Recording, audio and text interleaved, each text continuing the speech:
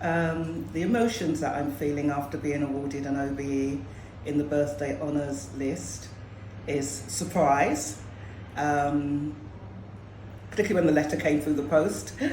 There's a story behind that. I thought I was, oh dear, what have I done now? Cabinet Office contacting me. I'm also feeling humbled because, is that a feeling? Yes, it is a feeling. Because, not because of the fact that it's an OBE, but just because it's about my community recognising the work that I've done and the contribution that I've made over 50 years. And I just think that I've always had, since I was a very small girl, a feeling of wanting to make sure that justice is done. I think I felt that within my family with my brothers, so there was gender justice that I used to try and pursue in all sorts of ways in the home, and then through community and working with young women, young people, and then also black and racial minoritized groups. So yeah, surprised, humbled, sort of pleased, of course. I think my parents would be very proud of me.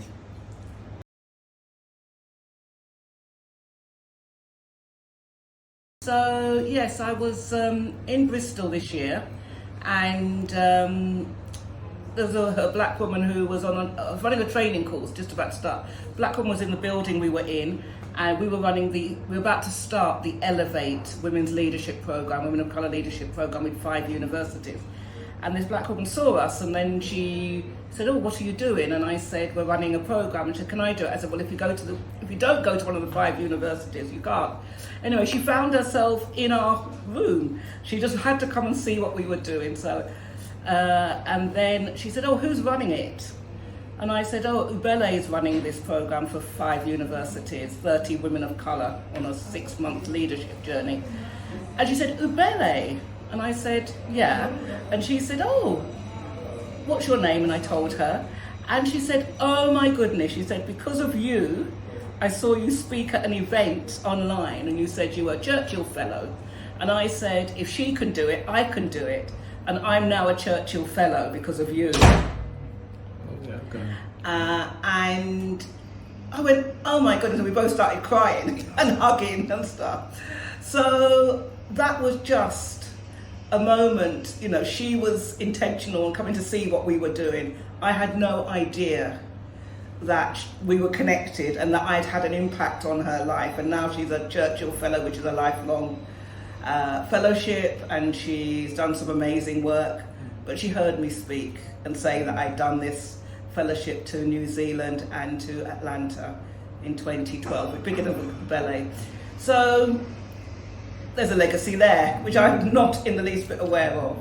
So I think I would hope that I've touched the lives of many people, the majority of whom I wouldn't know that I've touched their lives.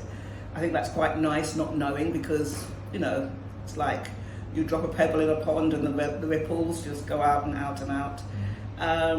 I have had really lovely things told to me over the years. So I feel that I have made a difference. I mean, I do know that, but I think the biggest difference I've made I probably don't know about, and that's fine.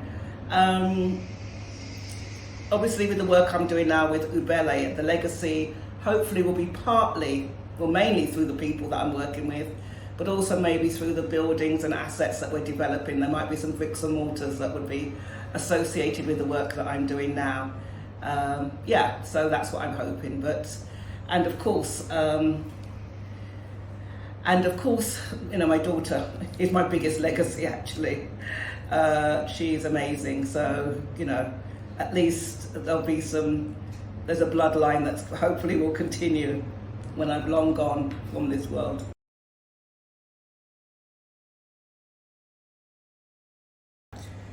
When I was 11, my mother in particular, she fought the Education Authority to ensure that I had the kind of education that she thought I should have. So I was homeschooled. They campaigned. She campaigned with black activists. She wasn't an activist herself, but she knew it wasn't right what had happened to me. So I think that I watched her and others at a very young age kind of organise themselves into a campaign, and then we had a really very different outcome to what could have happened. So I quite like seeing people organise. I quite like to be in the local newspaper at 11.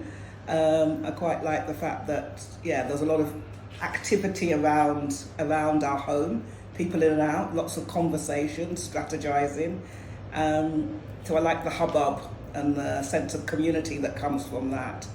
So I think there is something about bringing people together to identify something that's not just in society, and thinking, what can we do about this? Not accepting no for an answer.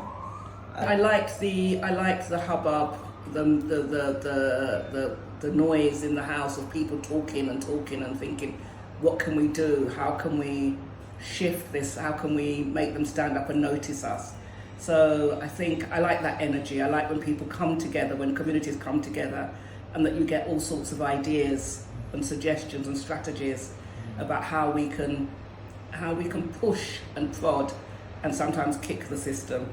So I like that. That keeps me going, to know that actually there's a lot that's wrong with the society.